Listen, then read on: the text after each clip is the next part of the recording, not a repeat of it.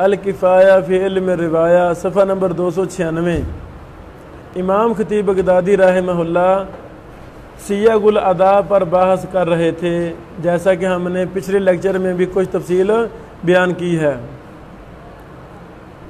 تخصص علوم حدیث میں اس پر ہم نے ایک مفصل مقالہ پیش کیا تھا، وہ بھی سننے کے لائق ہے۔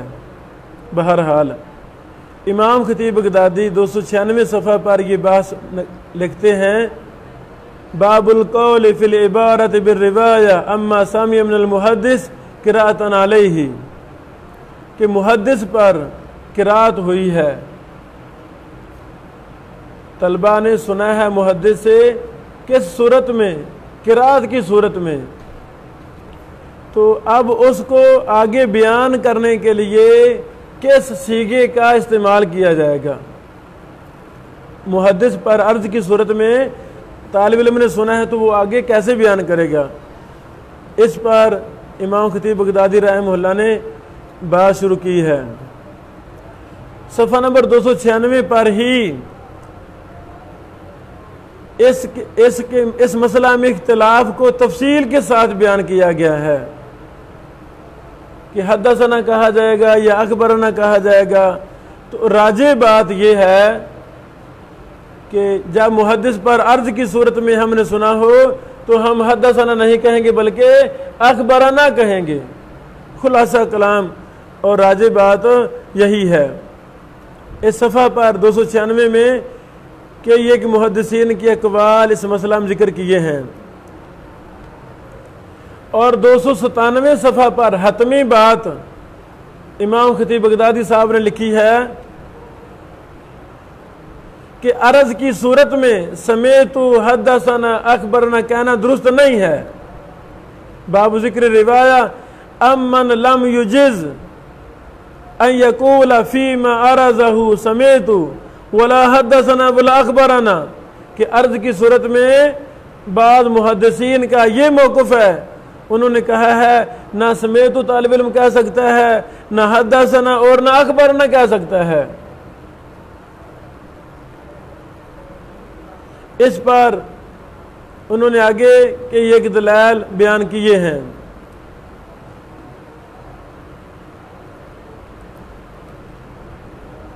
دو 299 صفحہ پر یہ باب قائم کیا ہے، باب ذکر روایہ امن قال یجب البیان عن السماع کیف کان، سماع سے بیان کرنا یہ واجب ہے، وہ کیسے بھی ہو، صورت جون سی مرضی ہو۔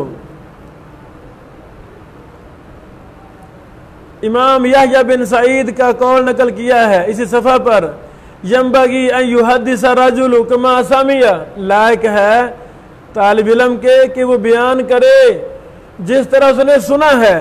فَإِن سَمِعَ يَقُولُ حَدَّثَنَا، اگر اس نے سنا ہے حدثنا ثنا کہتے ہوئے، وَإِنْ أَرَادَ يَقُولُ، اگر اس پر عرض ہوئی ہے وہ کہے اراضت، آگے سمجھ، وَإِنْ كَانَ اِجَازَةً، اگر بطور اجازت ہے وہ کہے اجاز لی، یعنی جس صورت میں حدیث ملی ہے اسی صورت پر اس کو آگے بیان کرے گا۔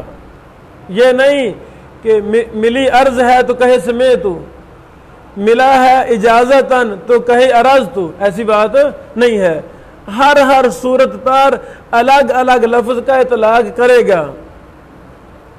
امام یحییٰ بن سعید کا یہ قول ہے۔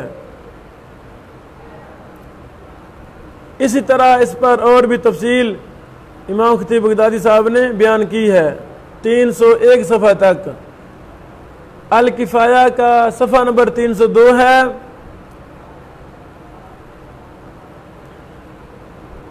کہ عرض میں اخبرنا کہنا چاہیے۔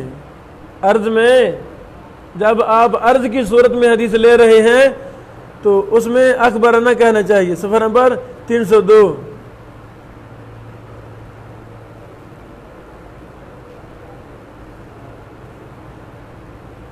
ابن جریج کہتے ہیں میں نے امام عطا سے کہا اقرأ علیک الحدیث فاقول اخبرنی عطا قال نعم۔ امام ابن جریج کہتے ہیں میں نے اپنے استاد امام عطا سے کہا میں آپ پر حدیث پڑھتا ہوں میں پھر کہوں گا اخبرنی عطا، مجھے عطا نے خبر دی، تو انہوں نے کہا نعم، ہاں آپ ایسے کہہ سکتے ہیں۔ تو یہ عرض کی صورت ہوگی نا کہ عرض کی صورت میں طالب علم اخبرانی کہے گا۔ اللہ اکبر۔ 302 صفحہ نمبر۔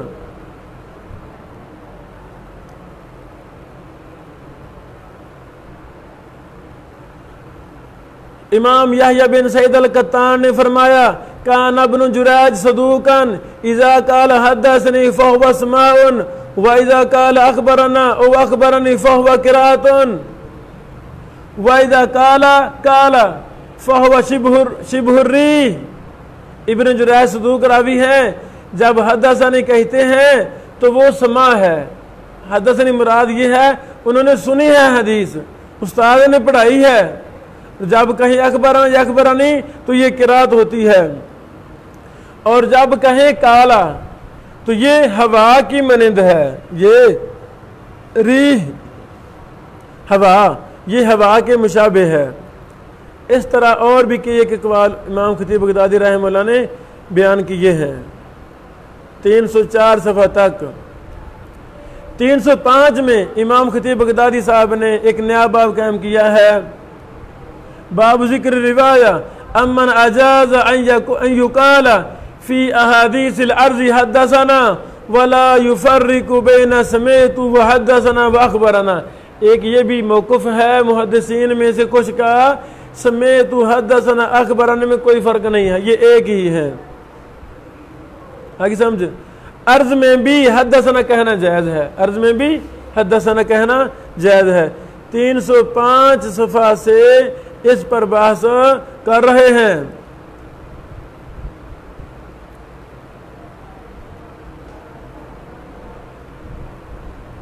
کہ یہ کس پر مثالیں بیان کی ہیں۔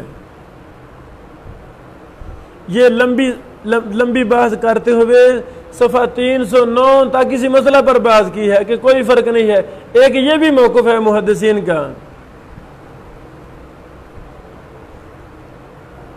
یہاں تک امام خطیب بغدادی صاحب نے حدثنا اور اخبرنا کے متعلقہ دیگر مسائل الگ الگ کر کے ان مسائل کو بیان کیا ہے۔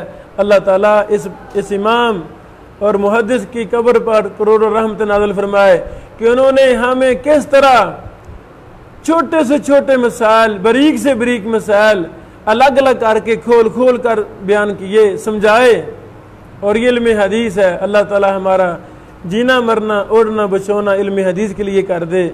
بارک اللہ فیکم۔